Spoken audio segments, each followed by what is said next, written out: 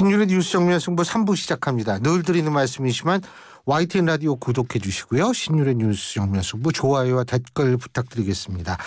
자, 신윤의 뉴스 정면 승부 3부 정면 인터뷰에서는 마포 갑에 출마를 선언하신 분이죠. 신지호 전 의원 연결해서 당내 주요 현안에 대한 입장 들어보겠습니다. 신 의원님 안녕하십니까? 네, 안녕하십니까? 예. 요새 뭐 한동훈 장관이 대구도 방문하고 뭐 이러는데 제가 좀 궁금한 게 하나 있는 게요. 일각에서는 이 한동훈 장관이 이렇게 활발한 행보를 보일수록 이준석 전 대표의 어떤 그 신당 창당 가능성에 대한 주목도가 떨어지고 그래서 좀 이준석 전 대표의 입장에서 볼 때는 한동훈 장관의 어떤 활동 범위가 넓어지는 것이 그다지 이득이 될 것은 없다. 이런 분석인데 어떻게 보세요?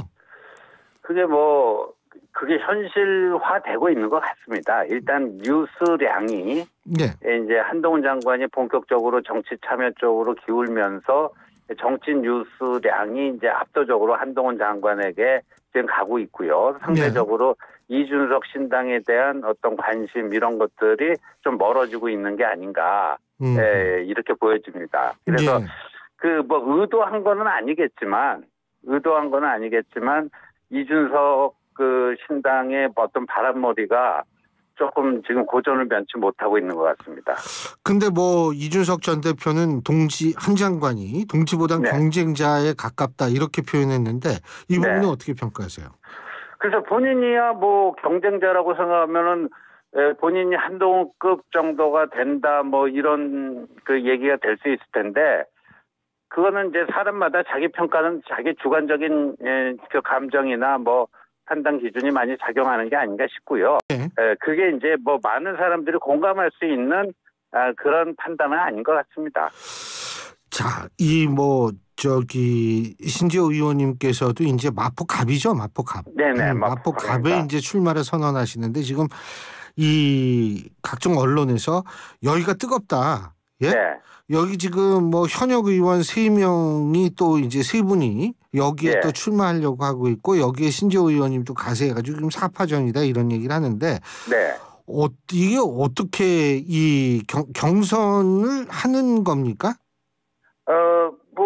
당에서 이제 교통정리를 좀 시도할 거라고 보고요. 근데 교통정리가 잘 안 되는 경우에는 이제 민주적 경선이라고 하는 그런 절차를 거쳐야 되지 않을까 생각을 합니다. 그런데 이제 일부 언론에서는 노웅래 의원이 그 마포갑에서 사선을 했지만 지금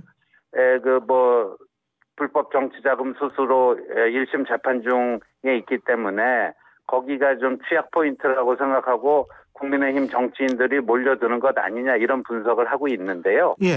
틀린 분석은 아니지만 저는 민주당이 마포갑이라고 하는 전략적 요충지를 그렇게 호락호락 쉽게 내주지는 않을 거라고 생각합니다. 그래서 제가 지금 요즘 지역 밑바닥을 열심히 돌고 있는데요. 며칠 전에 들은 얘기가 박영선 전 장관이 아마 마포갑에 투입될 가능성이 높다. 민주당 소식통으로부터 제가 그런 소식을 접했는데요. 그러니까 박영선 전 장관이 되던 박영선 전 장관이 또 어저께인가 서강대에서 반도체 특강도 하고 그러더라고요. 그래서 그렇게 마포갑이 노웅래 의원 그 사건 때문에 그렇게 쉽게 차지할 수 있는 그런 지역은 아니라고 보고 있습니다. 선거에서 쉬운 지역이 어디 있겠어요. 그렇죠. 선거 많이 하셔가지고 또 아실 텐데 이게 선거 지역 얘기하니까 어떻게 보세요? 한동훈 장관은 어디 나가시는 게 좋을 것 같아요? 제가 제일 유력하게 보고 있는 것은요. 종로하고 중구 이제 선거구 조정이 되면 종로하고 중구가 합쳐져서 하나의 국회의원 선거가 될 것 같습니다. 거기에 이제 한동훈 장관이 출마 선언을 하고 본인 출마 선언과 동시에 이재명 대표에게 결투 신청을 하는 시나리오입니다. 이재명 대표는 계양 의뢰 나왔는데 어떻게 결투를? 그래도 계양 의뢰 원래 본인 지역구도 아니고요. 어떻게 하다가 이제 그냥 가게 된 건데, 근데 아시다시피 이제 종로와 중구는 서울의 중심부이기도 하고, 정치적으로 봤을 때 전형적인 스윙 스테이트 아닙니까? 그때그때 따라서 보수당이 가져가기도 하고 민주당이 가져가기도 했던 그렇죠. 그런 예. 전형적인 경합 지역이고 그런데 또 종로와 중구가 하나의 선거구로 합쳐지기 때문에 이곳의 정치적 상징성은 상당할 것이고 그러니까 뭐 지금과 같이 좀 양극화된 상태에서 영남에서 한판 붙자 호남에서 한판 붙자 그거는 운동장의 기울기가 공정하지가 않아서 그렇지만 중구 종로 이렇게 되면은 여기는 기울어진 운동장이 아니기 때문에 이런 데서 이제 한동훈 장관이 이재명 대표에게 결투 신청을 하는 뭐 그런 시나리오가 가장 유력하다고 보는데 과연 이재명 대표가 그런 제안에 응할 수 있을 것인지 또 그게 좀 관전 포인트가 될 것 같습니다. 근데요. 어제 그 엄경영 시대정신연구소장이 저희 프로그램에 출연해서 네. 한동훈 장관은 마포을에서 정청래 민주당 수석 최고위원과 맞붙어야 한다. 예. 이렇게 얘기를 했는데 이 부분은 어떻게 보세요? 이런 주장은. 예. 닭 잡을 때는 닭칼만 쓰면 되는 거죠. 예. 네, 닭 잡을 때 닭칼만 쓰는 건데 저기 한동훈 장관은 거기에 투입할 모는 아닙니다. 네, 거물을 잡아야죠. 닭 잡을 때는 닭칼만 있으면 됩니다. 네. 근데요, 네. 지금 만약에 종로 중구에 나간다라고 했을 때 이게 과거에 국민의힘, 그러니까 그 보수 정당의 이 좀 아픈 기억도 있잖아요. 예를 들면은 황교안 전 그렇죠. 대표도 일로 나갔다가 이 지역에서도 지고 이 전체 선거 지휘하는 것도 제대로 못하고요. 네네. 이런 경우가 실제로 또 발생할 수 있는 거 아니겠어요? 이번에 만일 한 장관이 나간다면? 그때의 교훈은 그때의 패배의 교훈을 우리가 복기를 한다면 오히려 선제적으로 나가야 된다. 그때는 이낙연 그 후보가 종로를 선점하고 있는 상태에서 황교안 대표가 뒤늦게 거기에 참전에 응한 그렇게 된 건데 이번에는 그게 오히려 한동훈 장관이 이제 정치 참여하면서 선제적으로 종로 중구 출마 선언하고 이재명 대표에게 결투 신청을 하는 그런 그림이라면 그런데 제가 봐서는 이재명 대표는 99% 결투 신청을 받지를 못할 것 같다. 그러면은 이재명 대표가 이제 겁쟁이 프레임에 빠지면서 이제 선거라는 게 아시다시피 기싸움이 굉장히 중요하지 않겠습니까? 그렇죠. 예, 그런 점에서 초반 기세를 제압하고 돌아가는 그리고 민주당 내에서는 대표가 왜 이렇게 비겁하냐, 대표가 리스크가 점점 커진다 하면서 오히려 그게 이제 민주당 내분의 한 요인으로 작용할 수도 있지 않을까 생각됩니다. 그렇게 된다. 알겠습니다. 그리고 이상민 의원 어떻게 국민의힘에 들어갈 것 같으세요? 입당할 것 같으세요? 시간 문제지 그렇게 될 거라고 100% 확신합니다. 근데 김웅 의원 같은 경우에 이제 이상민 의원이 만일 입당하면 비대위원장을 맡는 것이 좋겠다 이런 얘기를 했는데 어떻게 생각하세요? 예, 그건 1% 가능성도 없는 얘기라고 보고요. 비대위라고 하는 거는 김기현 대표 체제가 붕괴됐을 때의 얘기인데. 그렇죠. 예, 그럴 일은 없을 거라고 봅니다. 그런데 이상민 그 의원이 굉장히 중요한 역할을 할 수가 있다. 이렇게 보는데 저희들은 내년 선거의 기본 구도를 자유민주주의 대 개딸 전체주의의 대결이다 이렇게 보고 있거든요. 그래서 이 자유민주주의 헌법 가치에 동의하는 분들은 그분들은 다 스크럼을 같이 짤 수가 있다. 이상민 의원이 그 1호가 되지 않을까 싶습니다. 그러니까 이런 구도를 상징할 수 있는 인물이 이상민 의원이 될 수 있다 이런 말씀이시죠? 맞습니다. 개딸들의 구박에 이어서 사실상 민주당 내에서 파문이 된 거 아니겠습니까? 지금 그 말씀하시니까 비명계 의원들의 추가 탈당 가능성은 어떻게 보고 계십니까? 저는 이제 공천 시즌이 가까울수록 이른바 지금 원칙과 상식으로 뭉쳐 있는 그 혁신파 의원들이 집단 행동을 할지 아니면 개별 행동을 할지는 모르겠지만 제2, 제3의 이상민이 나올 가능성이 대단히 높다 이렇게 봅니다. 그러니까 지금 민주당 내 분위기에선 도저히 이분들이 그 분위기 속에서는 같이 하기 힘들다 이 말씀이신 것 같은데요. 그렇죠. 그렇습니다. 그런데 거기 분위기도 요새 그렇게 좀 좋지 않은 게 계속 말실수가 나오잖아요. 그렇죠. 이게 방송에 적합하지 않은 것 같아서 표현은 안 하겠습니다만 최강욱 전 의원 굉장히 좀 여성에 대해서 굉장히 좀 듣기 안 좋은 소리도 하고 이랬는데 네. 자, 일단 이런 설화가 자꾸 등장하는 이유가 뭐라고 보십니까? 그게 바로 개딸 공천을 바라기 때문에.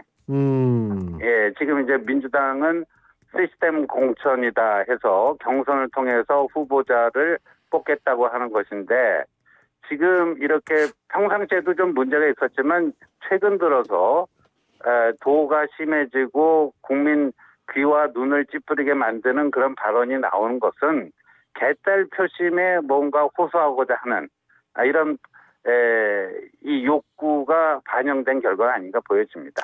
그런데 지금 어쨌든 뭐 비상 그 회의 열어서 징계를 내렸는데 6개월 당원권 정지 내렸습니다. 이 부분은 네네. 어떻게 평가하십니까? 그 아무 의미가 없는 거죠. 최강욱 전 의원은 이미 대법원 확정 판결로 내년 선거에 그 출마 예, 자격이 없습니다.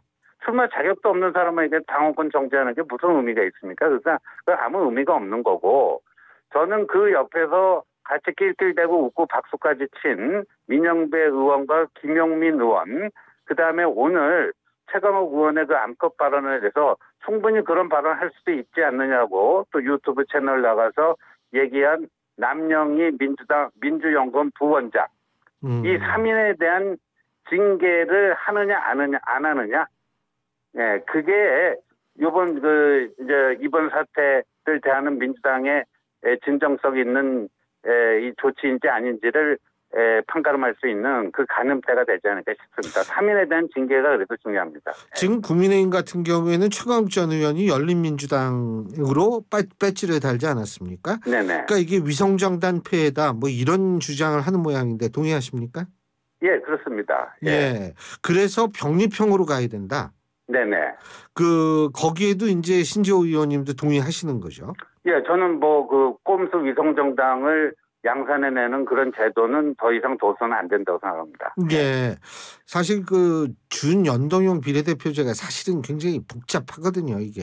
네. 그리고 이제 연동형 비례대표제는 완전히 연동형 독일식으로 한다면 그 의석수가 고무줄이거든요, 그게. 그렇죠. 예. 그러니까 이제 일반 유권자들 입장에서부터 상당히 이해하기 어려운 거는 맞는 것 같아요. 네. 그런데 이게 뭐 선거제도 뭐 병립형으로 돌아가든 뭐 하든 간에 이게 지금 선거와 코앞인데 빨리 결정돼야 되는 거 아니에요? 예, 빨리 결정돼야 되는데 지금 그건 민주당 내부에서 그 당론이 확실하게 안 만들어지고 있어서 지금 그런 거 아니겠습니까? 아하. 민주당 내부가 조국 비례신당 또 이준석 비례신당 이런 것들이 이준석 비례신당의 경우만 하더라도 국민의 표 잠식하는 것보다 민주당 표 뺏어 먹는 게 더 크다고 각종 여론조사를 통해서 지금 확인되고 있지 않습니까? 그리고 조국 비례신당은 거의 100% 민주당 표 잠식할 텐데 그래서 그런 의미에서 이제 병립형으로 돌아가야 되는 거 아니냐 이런 의견이 있고 또 그 반대 의견도 있고 해서 민주당 내에서 당론을 정하면 바로 그거는 합의를 할 수가 있는 문제라고 봅니다. 근데 지금 그 말씀 들어보면 민주당도 병립형으로 갈 수밖에 없다라는 식으로 들리는데 제가 맞게 들은 건가요?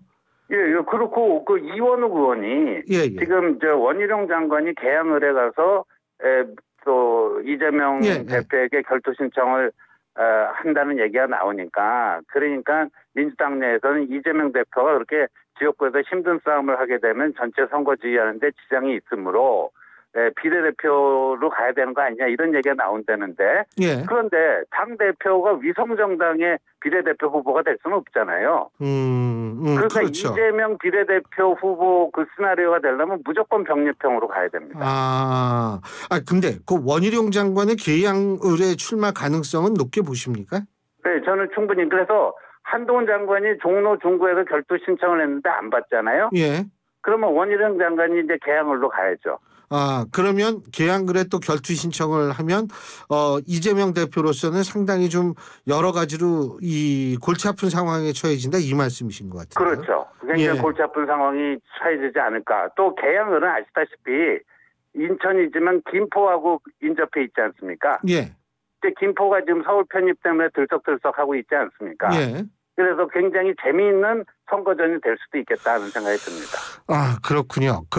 그리고 잠깐 제가 요거 아까 여쭤보려다 잊어먹은 건데 이준석 이준석 전 대표가 만일 신당을 만들지 않는다라고 했을 때 그러면 국민의힘에 남기도 좀 상당히 힘든 것 아닌가 이런 얘기도 있거든요. 그래서 신당을 만들 것이다 이런 얘기인데 만일 신당을 만들지 않게 될 경우도 우리가 뭐 어느 정도 예상할 수 있다라고 보십니까?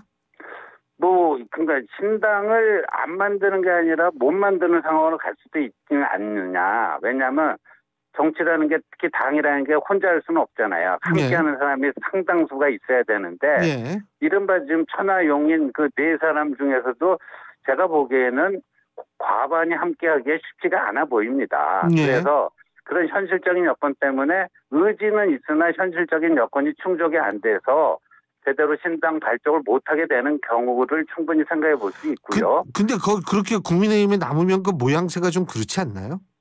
그래서 이제 그런 경우에 이제 이준석 전 대표를 어떤 식으로 해야 되는가 하는 건데 그거는 이제 이준석 전 대표의 본인의 좀 이제 태도를 어떻게 정하는가에 따라서 여러 가지 가능성이 열릴 수도 있고 또 아닐 수도 있고 저는 그거는 이준석 본인의 판단에 달려 있다고 봅니다.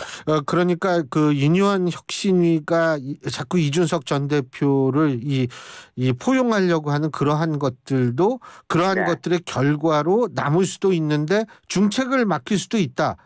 이런 말씀이신 것 같은데요. 현재로서는 중책 맡을 가능성은 거의 없어 보입니다. 본인이 싫어서요. 네네. 본인이 거부하기 때문에. 예, 본인이 전혀 그게 응할 생각이 없기 때문에. 만일 중책을 맡는다면은 선거에 도움이 될까요? 꼭 저는 그거는 이제 작년 대선 결과를 보면요. 그 지상파 3사 출구조사 결과가 굉장히 정확하게 맞지 않았습니까? 그런데 20대 그 지상파 3사 결과 조사를 보면요. 20대에서 윤석열 후보가 2.3% 졌습니다. 그런데 이 중앙선관위가 선거 끝나고 나서 한 서너 달 후에 발표한 게 있는데 그 전체 유권자의 10분의 1을 조사해서 각 그 연령별, 성별 투표율을 발표한 게 있습니다. 그걸 보면 이른바 2대 남과 2대 녀의 투표율이요. 2대 녀의 투표율이 9%가 높습니다. 2대 남보다도. 그러면 아까 지상파 3사 조사에서 20대에서 2.3% 진 거 아닙니까? 2대 남에서는 이겼는데 2대 녀에서 더 졌다는 거죠. 2대 남에서 이긴 것보다도 2대 녀에서 진 게 더 크다는 얘기 아니겠습니까? 그래서 2.3%진 건데 근데 투표율이 여성 쪽이 9%가 높았다. 얼추 우리가 생각해봐도 20대에서 10% 넘게 진 거라고 봐야 되지 않겠습니까? 그렇다면 이준석의 2대남 결집 전략은 결국 실패로 끝난 것이다. 이렇게 봐야 되지 않을까 싶습니다. 잘 알겠습니다. 자, 오늘 말씀 여기까지 듣겠습니다. 고맙습니다. 네, 감사합니다. 지금까지 국민의힘 신지호 전 의원이었습니다.